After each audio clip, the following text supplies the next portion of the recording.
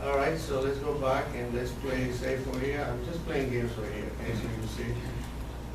So we go edit, so we now with the edits. So here we're gonna go ahead and say is great. There's that. So what's gonna happen now when I do something?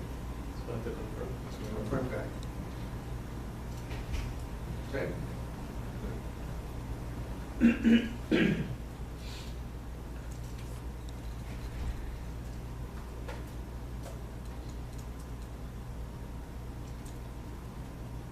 That was cheating, right?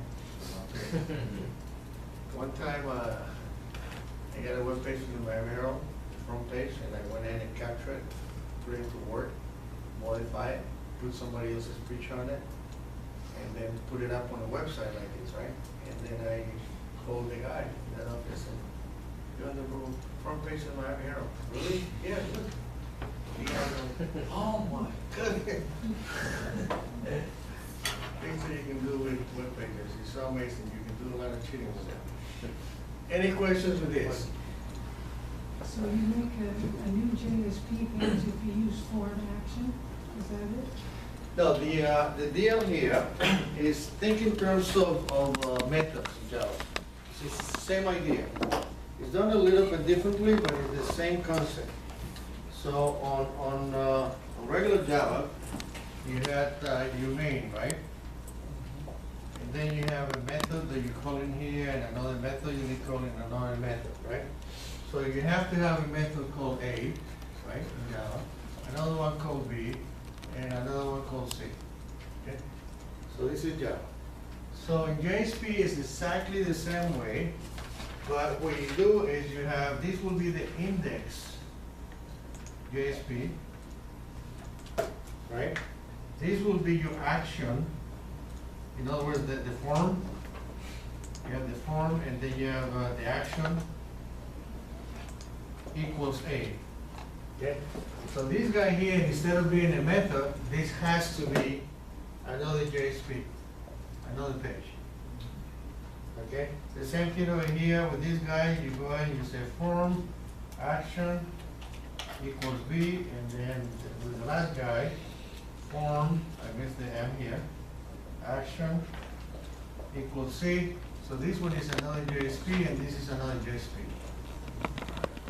But the idea is exactly the same concept. The only difference is that these ones, instead of being in one program, these are different pages inside the same website. Right? Now you know how in Java you can call other programs? I don't know if you guys saw that in Java too. That from Java you can actually call C programs or anything else. The same thing happens over here. Okay? So you can have a JSP, any of these guys, and you can call all the web pages that have nothing to do with your web page. We've done that already last time. Remember that I put a link there? The A ref equals link works. Okay. So anybody remember Java? I know that the guys that were in my class, you know the answer to this guy, and I usually ask it in the last day of class, and about 0% knows what the answer is. So in Java, you have something called main, right? The main method. You know, we dispense with the void and the rest of the stuff. And over here it says what? String. ARG. What else? The brackets, right? Okay, and the rest. Okay, what is this for? Main method. That's the main method. But what is this? Why does Java have this? The professor never said. The parameters. You just said ignore it. All right, now. Yeah, the parameters of the main method. Yeah, parameters of the main method, but what are they for? Because. Good, nobody told you, right? And you forgot. No, they're there. Call methods and And you also forgot. The first thing is when you run the program, you have parameters after the program name. Okay. What happens is that this is the door to communicate to the outside world. Okay? This is nothing more than a single dimension array. You can call this X for all you care. You can call it whatever you want. And as a matter of fact, in some books, this is called ARG, sometimes they call it ARGX. And if you put X, it still works the same way. But this is a string. It's a single dimensional array of type string. So when you do it like a web page, right? And you're working where you need to open some files or you need to run a Java program. So what you do is you call the Java program and you pass parameters to the Java program, and those parameters get into this array. So you can send anything you want because it's a string.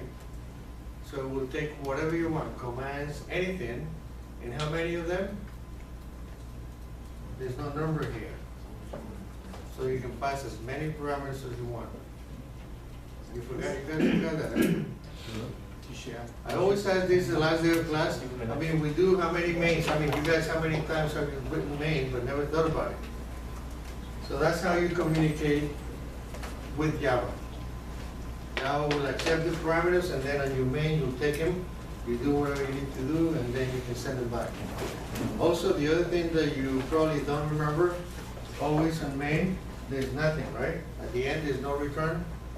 And remember, the return of this guy is always void, right?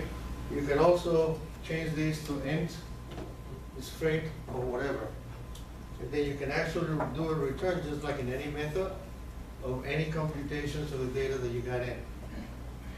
That's how you can take a plain Java program and put it inside anything. Databases is not just HTML and JSP. Databases, you get PHP. The book doesn't cover PHP, but I'll show you on my website a little bit of PHP when we have time. And basically, you can have real databases in there. You can have C programming, Perl, any language that you need. They all have connections. You can talk one with the other. So have a nice weekend. Are you doing the lab?